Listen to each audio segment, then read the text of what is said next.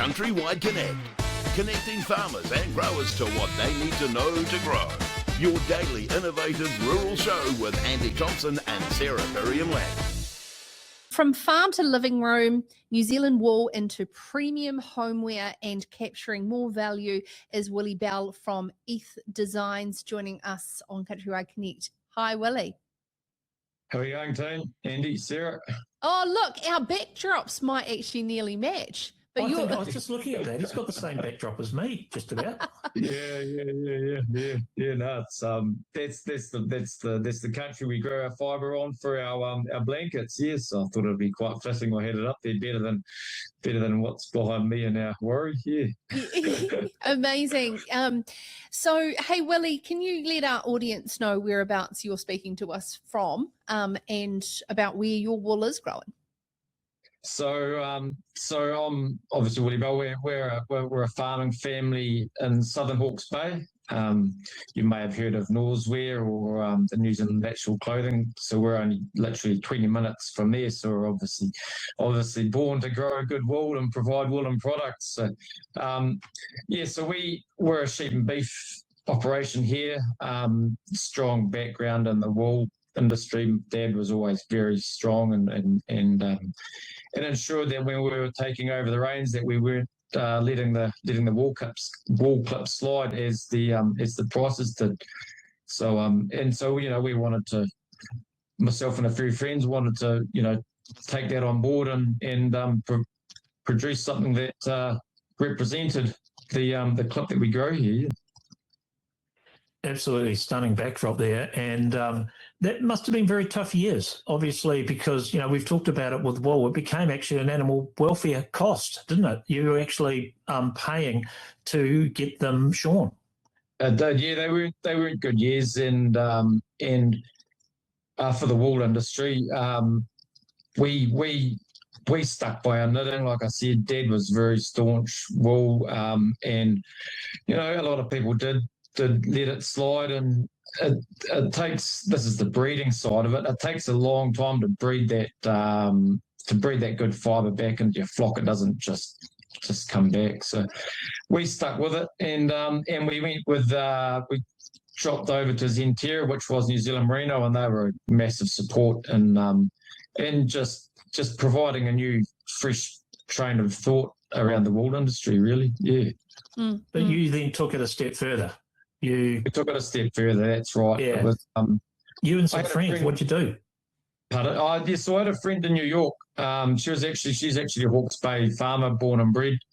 And she was in New York. She was,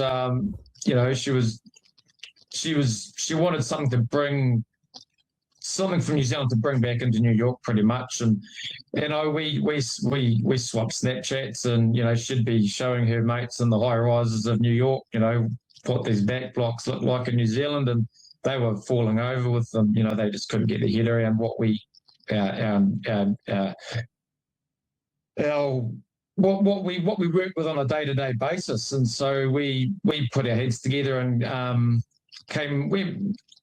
the throws weren't our first idea, but that's what we finished off with, and we couldn't be more proud, to be honest. And yeah. I'm just actually looking at lamb's wool blankets. Just telling Andy that it's probably up there on my list of favourite gifts someone can give me.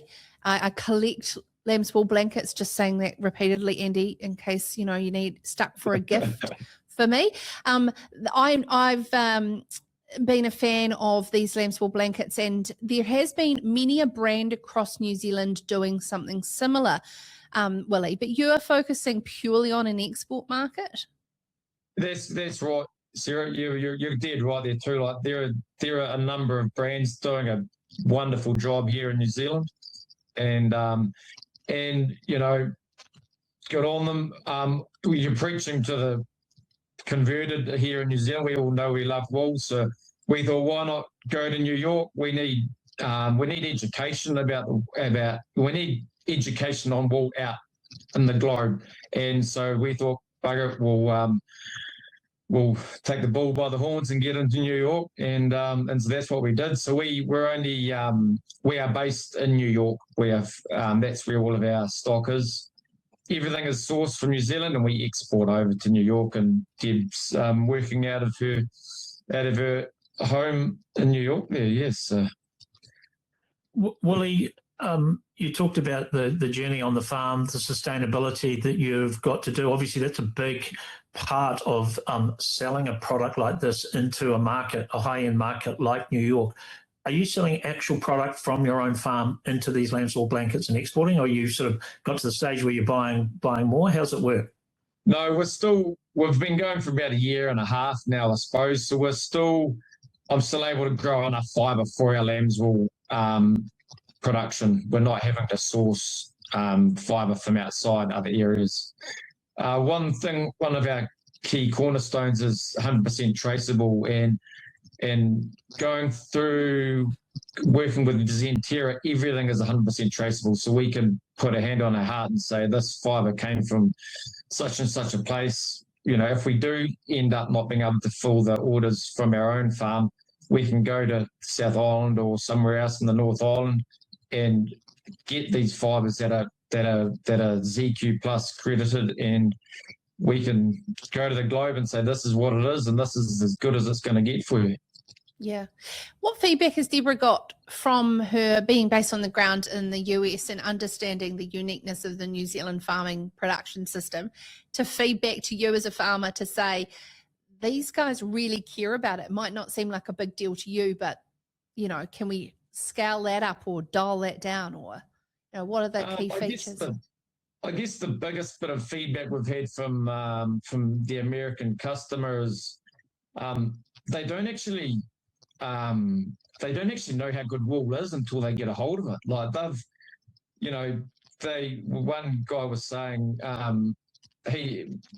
affluent sort of a guy went down to, he used to go to Costco, I'm pretty sure it's Costco, and get a $20, synthetic blanket, and he was happy as Larry. That was what he was. And then he got gifted one of these lamb's wool blankets, and he said, like, you don't actually know until you're actually in it, like you're wrapped. You don't actually feel it's hard to explain, but there is such a massive difference between your synthetic and your woolen blanket, and that's probably that was really sort of hit home, was that there is a big difference, and it is worth pushing and doing the hard graft to get. Like, it's probably been 5 years for us to get this up and running, so it hasn't been a quick jog around the block, that's for sure. So it's yeah. But Willie, we hear a lot about these sort of farm operations, and paddock to plate, or farm to whatever you want to call it. In the end, it's got to be a financial. You're talking about the 5 years. Is it working out for you? I mean, it's got to be worth it, right? It's great to have an idea and it's a lot of fun, but in the end, you're a business. Is it working? Yeah, it is. Yes, it is working. Yep, it's when you it's funny because I've got a foot in both camps here. I've got the farming business and then I've got the Eath business. So from a farming perspective, it's definitely working. When we bought the fibre off our business as the farmer, we were paying, I think it was valued at $275 clean. We paid $675 just to make it sustainable for us as a farmer. My father and mum were like, no, we want you to pay market value. We want you to get your Eath business off the ground. But we're like, no, we are paying $675. It's got to be sustainable for everyone. So, yeah. That's that. And then on the East side of it, we're 1.5 years in. We're still growing our business. The first 2 years are the hard graft. Once you get through them, you should be getting close to something at the end of it. So it's definitely well worth it. And the educational piece is massive too. Not just about a financial thing for us, but teaching the globe about the qualities of wool. Willie, as I mentioned there before, a lamb's wool blanket connoisseur, and I can tell you a shit one from a good one a mile away. So much so that I actually take and pack my lamb's wool blanket with me when I travel so that I can actually get really comfortable when I'm away from home. There's a little fun fact. But there is difference in the quality of these blankets, and I won't name the other brands that I have at home, but what makes a good lamb's wool blanket? Like, talk to me about really good, what micron it is, some good wool technical specs, even through to the production and the mill that makes it just that luxe feel.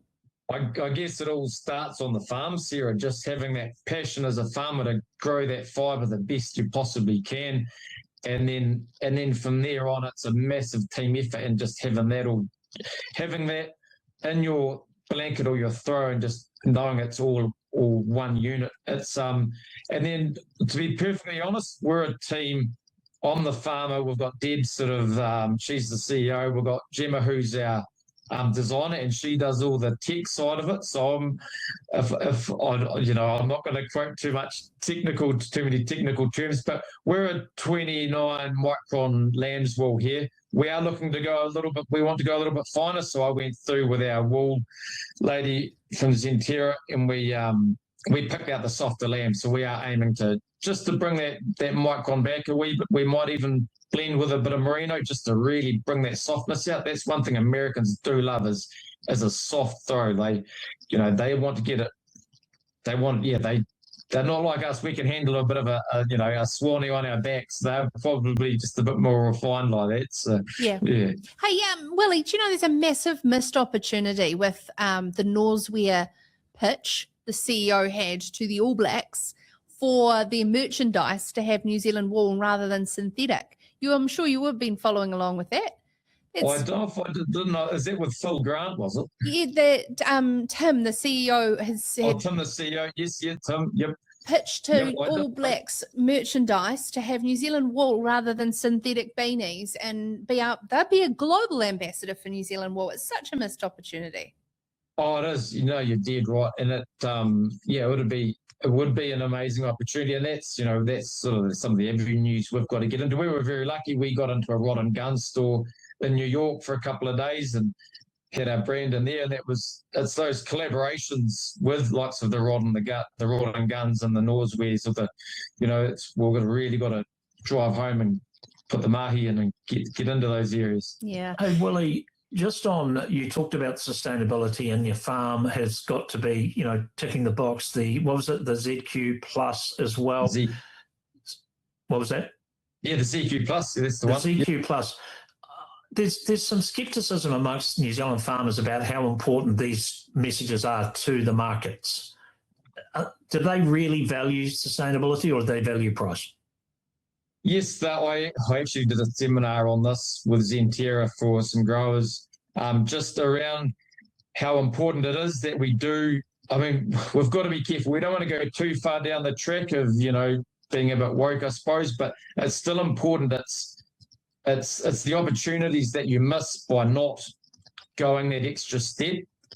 You might say, "Oh, I'm not going to worry about my auditing and all that," or I'm not going to do my animal health records, or I'm not going to, it's the doors that will open for you as a grower if you do all that. That's what it comes back to, really, Andy. Yeah. Hey, Willie, thank you so very much. I'm going to put a link to your website in the description below. I think that there's a huge market for any American country music artist who comes to New Zealand. You need to gift them a blanket for an Instagram post. Yeah, no, I think you're right on the dot there, Sarah. It sounds like you're after one yourself too. Oh, yes. Hey, Willie, we weren't focused on you at that point. Just bring the blanket back up again. Sorry. There you go. Reaching back into the Never Nevers. I've got this background on here, so it might not. We've got 5 SKUs, so that's one.